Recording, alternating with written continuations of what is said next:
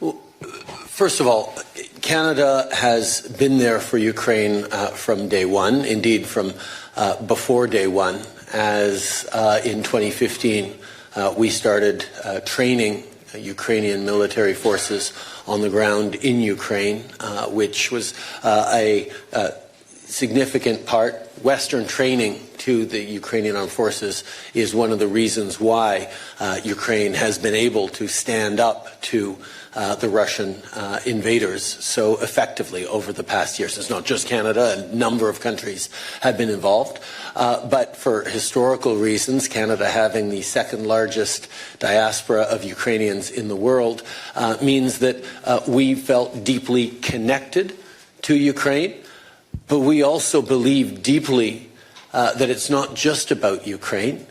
It's about the rules and the values and the principles of sovereignty, of independence, of territorial integrity that protects every country in the world. All of us rely on those rules to be able to build peace and security. And we know that with the world changing, we're all going to have to do more around peace and security. One of the key themes that we heard today, as we've heard from many, many partners around the world in NATO and elsewhere over the past number of years, is people are going to be doing more on defense. 9.5 years ago, when I took office in Canada, the previous government had us down below 1% of defense spending, even though the NATO 2% pledge had been made a year or two before. In the subsequent time, we have more than tripled defense spending on the path to 2030, and we're on our way to 2%. And we know we're going to have to continue to do more and more in an uncertain world, and Canada will be there.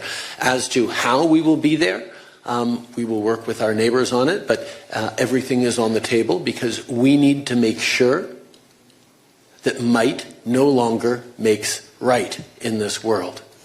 That's what has led to 80 years of incredible stability and prosperity, not just in Europe, but around the world, because of the institutions we built out of the ashes of World War II. And standing up for those institutions is in the best interest of every single one of us. Now, as a collection of different nations, we will have different perspectives from time to time on the best way forward, and those will be worked out in forums like this or at the G7 forum or elsewhere. But we are united in our values. We are united in wanting to see peace and fairness and prosperity for all our citizens, and that's what continues to drive us forward. Le Canada va toujours être là pour l'Ukraine. On est là depuis les débuts. On va continuer de l'être et on regardera comment on peut mieux aider dans les années à venir. Parce que défendre l'Ukraine, c'est pas juste défendre l'Ukraine, c'est défendre les principes et les valeurs qui nous protègent tous. Merci à vous.